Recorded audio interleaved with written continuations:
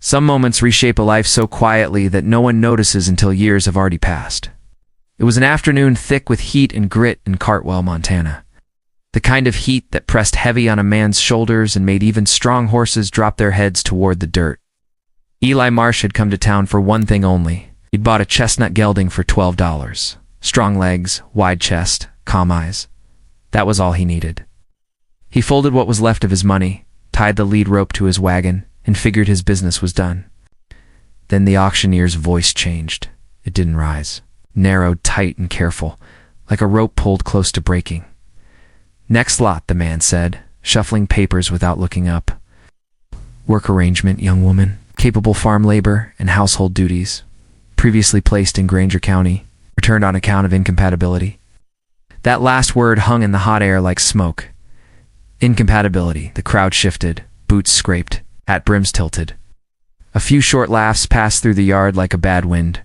She stepped up onto the platform without using the stairs, pulled herself up with one hand gripping the post. The boards creaked beneath her, not from weight, but because the whole thing felt wrong in a way no one wanted to say out loud. She wore a faded calico dress, the blue washed nearly gray, its printed flowers bleached down to pale suggestions of themselves. Her boots were worn thin at the soles. She carried no trunk, no bag, no hat to shade her from the sun bearing down on her face. Pressed tight against her ribs with one arm was a small leather journal. Its spine had been restitched so many times, it looked less like binding and more like a healed wound. 30 men watched her. Not one of them met her eyes. They looked at her the way men look at a horse they are unsure they want, measuring cost, measuring use, measuring how long something might last before it wore out. "Any interest?" The auctioneer asked. Silence. A man leaning on the fence post grinned wide. "What did Granger send her back for?" he called out. "Incompatibility," the auctioneer repeated flatly. More laughter, short, hard, thoughtless. She didn't flinch. She stood with both feet planted, sweat running down her temple, and she let it fall. Her chin stayed level. Then she spoke. "I can work." Her voice wasn't loud. It was clear. "I'll do it for nothing. I just need a place that'll have me." Those last words cost her something. Eli could see it in the brief tightening of her jaw, the way her knuckles went white around that journal for just a moment before she made herself let go. Still, no one moved. Eli didn't remember making a decision. Later, lying awake in the dark, he'd try to trace the exact moment, try to find the reason he'd spoken. He never could. His mouth moved before his mind caught up. "I've got a place needs working," he said. Heads turned toward him. He was standing near the back rail, tall, weathered, hat pushed back, face that had known too many hard winters and kept quiet about all of them. "Hey, she's welcome to come on out." The woman's eyes found him across the dust and heat. "Sold." "Arrangement to Mr. Marsh?" The gavel came down fast. And just like that, it was done. She walked around the platform and stopped at the side of his wagon. Up close, he could see the journal more clearly. Its pages were thick, covered in tight, deliberate handwriting lines and lists packed together like furrows in spring soil. "I meant what I said," she told him quietly. "I'll work for nothing. I heard you. I don't need much. It's just a roof and something to eat. I've got both." She climbed up onto the wagon bench and sat straight-backed, a journal resting in her lap like something she'd carried a long way. He flicked the reins. The wagon rolled out of town. Neither spoke for 2 miles. Sagebrush spread wide on both sides of the road. The new gelding walked steady behind them. Somewhere off in the distance, a meadowlark called once and went quiet. The ranch house sat at the end of a dirt track that had unseen fresh wheel marks in weeks. Clara, that was her name, Clara Reed, took in everything the moment she stepped down from the wagon. The barn door sagging at one hinge. The corral mended in 3 different kinds of wire. The pump handle worn to bright metal from years of use. A garden out back swallowed whole by sage and thistle. Inside, the house was clean, not warm, just clean. The kind of clean a man keeps when it becomes the only thing left to do with his hands. Eli pointed without ceremony. Stove, pantry, pumps out back, doors on the left, one on the right. He paused at the last one. That one stays closed, nothing more. Her room was small. A cot, a lamp, a cracked basin. She set her journal carefully on the blanket and looked out the window at what had once been a garden. A flagstone path nearly swallowed by earth. A trellis leaning sideways, rose canes bare and brittle against the wide sky. Somebody had loved that ground once. She could see it in the bones of it. That night, $3 silver sat on the kitchen table beside a note in plain handwriting.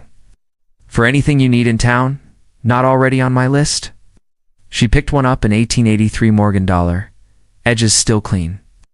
Then she set it back exactly where she'd found it. The next morning, Eli woke before the sun had fully cleared the ridge, and he smelled it. Turned earth, dark and alive. He pushed open the back door. Clara was already in the yard, kneeling in the middle of what had once been the main garden bed. She had cleared a patch nearly as wide as a washtub. A pile of sage roots rose beside her almost to her waist. Her hands were black with soil. The knees of her dress were soaked from hauling water to soften the ground. An old pair of pruning shears lay on a piece of cloth beside her, cleaned and oiled. Then he saw it. On the tallest rose stump, cut clean 6 inches above the ground, a small green nub, no bigger than a thumbnail, pushing out against dead wood. Life where he had been certain there was none. She stood slowly when she noticed him watching. "I should have asked first," she said, voice even. He didn't answer. His eyes stayed on that green shoot. "My wife planted those," he said finally. "Year we got married, said roses had no business growing in Montana." He paused. "That's exactly why she wanted them." Clara gave him silence, the respectful kind. "I don't reckon I can tell you to stop," he said at last. He turned and walked to the barn, his steps slow and stiff. Clara knelt again, picked up the shears, set the blades against another dead cane. The wood resisted, then gave. And for the first time in 3 years, the garden behind Eli Marsh's house began to breathe again. The summer didn't grow gentler after that morning, it grew hotter. But the garden kept changing. Each day before the sun cleared the ridge, Clara was already outside. She cut away dead wood, hauled buckets from the pump, pulled roots that had buried themselves deep during 3 years of silence. Eli watched without meaning to, standing in the barn doorway, a coil of rope in his hand, eyes drifting to where she bent over the beds. The cleared patch grew wider each week. The flagstones showed themselves again. The trellis was mended with spare wire. The rose canes stood trimmed and disciplined, green pushing out where brown had ruled so long. He had told himself the garden died when his wife did. Now it was plain that the garden had only been waiting. The first real bloom opened in late June, pale pink, small but stubborn. Clara didn't call him out to see it. That evening, she simply cut it and set it in a glass jar at the center of the kitchen table. Eli stopped in the doorway when he saw it. He sat down across from it and stared for a long time before he touched his coffee. 3 days later, a rider came hard up the track. Horse lathered, face the color of ash. It was Walt Brennan, a neighboring rancher. "Cattle are dropping," he said, barely off his horse. "Half my herd laid out in the east pasture. Bloody flux. It's 2 days out. I'm losing them, Eli." Eli reached for his saddle. "I'll come too." Both men turned. Clara stood at the pump, sleeves rolled, hands steady. Brennan hesitated only a moment, then nodded. They reached the pasture under a white-hot sky. The smell hit first, sour and wrong. 15 head lay scattered across the grass, some too weak to stand, some breathing in short, shallow pulls. Clara moved without hurry. She knelt beside each animal in turn, checked their gums, pressed fingers against their throats, studied their eyes. Then she walked upstream along the creek and disappeared into the willow brush. When she came back, there was mud and something darker on her sleeve. "Dead elk wedged between rocks upstream," she said. "Been there a while. It's fouled the water." Brennan swore under his breath. "Fence off the creek," Clara said. "Right now. Nothing drinks from it." She opened her satchel. Yarrow, charcoal, comfrey. She mixed a paste with well water and worked through the sick.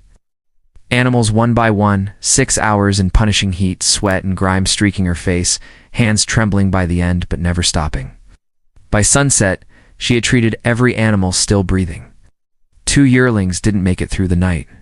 The rest stood by morning. Brennan rode to the ranch 2 days later, hat in his hands. "You tell her Brennan pays what he owes," he said quietly. "She saved my herd." Eli nodded once. Word traveled slow in Cartwell, but it traveled. If this story is moving something in you, you're exactly where you're supposed to be. Welcome to Saddleback Soul Stories, where the West remembers what it means to be human. Subscribe if you haven't already, so you never miss a story like this one. The following Sunday, the church pews filled as usual. Pine boards creaked. Hats rested on knees. Women smoothed their skirts. Clara sat beside Eli, not touching him, a hand's width of space between them. A woman named Mrs. Holloway came down the aisle, paused at their pew, gathered her skirt slightly away from Clara before sitting. It was a small gesture. Not small enough. Eli felt it. He said nothing. After the service, a man named Frick leaned against the hitching post outside. "So Marsh got himself free help," he said loudly to no one in particular. The auction girl must have been real desperate. A single laugh, then quiet. Eli stood by the water trough and listened, his jaw tightened. His hand curled around his hat brim until his knuckles went white. Across the churchyard, Clara stood beneath a cottonwood tree with old Ruth Holler, showing the elderly woman how to wrap dried sage for aching joints. Her voice was low, patient, gentle. Ruth smiled, a real one. Eli swallowed the words burning in his throat.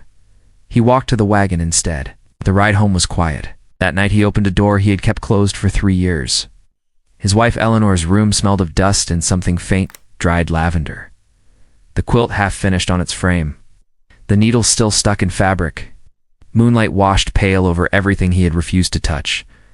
He sat in her rocking chair and looked out at the garden Clara had brought back to life. And something inside him cracked. Not cleanly, not gently, in the way that honest things break. He understood then that he hadn't kept the garden dead out of loyalty to Eleanor. He had kept it dead out of fear. Fear that caring for something meant admitting he still wanted a life. Later on the porch, he found Clara already sitting in the dark. They didn't look at each other. "Eleanor would have liked what you've done out there," he said. "I didn't do it for Eleanor," Clara answered. Crickets filled the silence. "I went into that room tonight," he said. "I heard." They sat with the night spread out between them, and neither needed to say anything more. Weeks passed. Clara went into town on Tuesdays to help Ruth with her hands. The garden filled out deeper. Roses bloomed darker. Herbs lined the south fence and straight.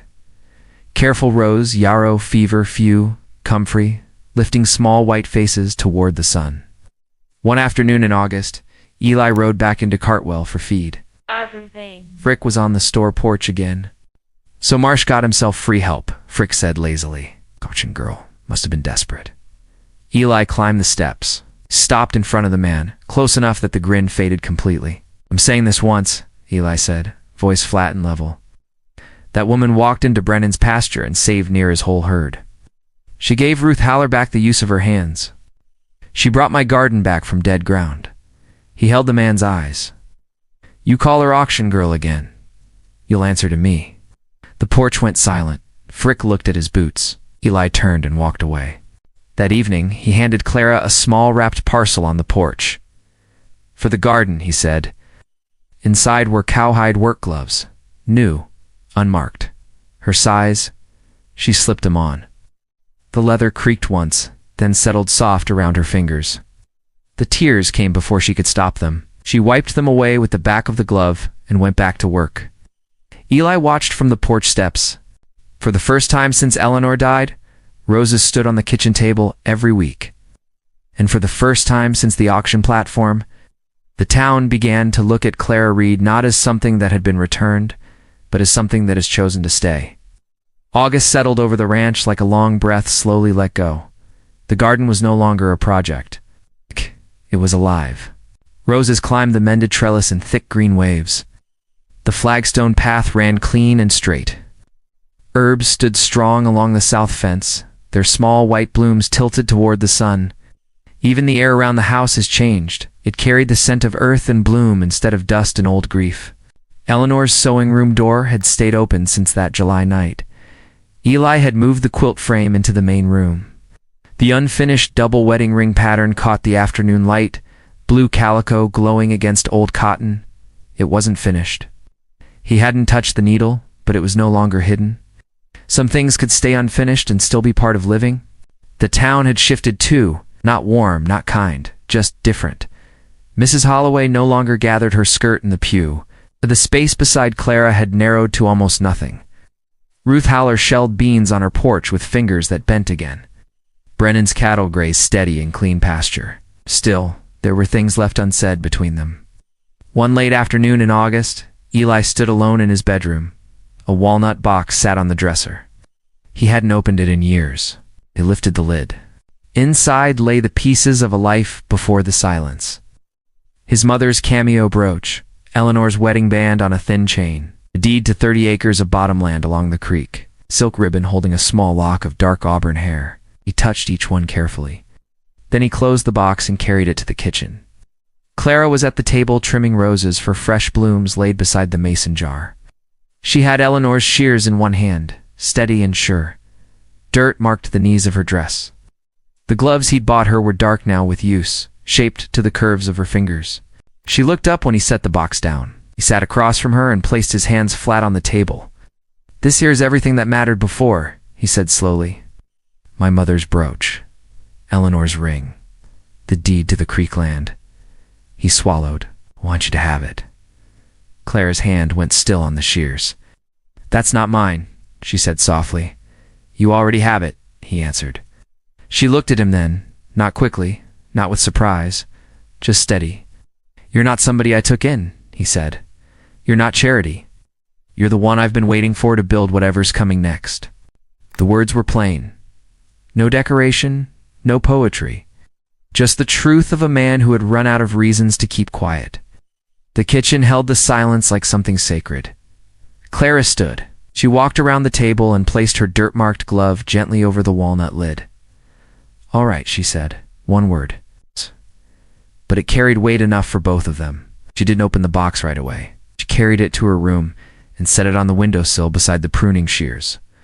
Old wood and worn leather, side by side. Past and present touching.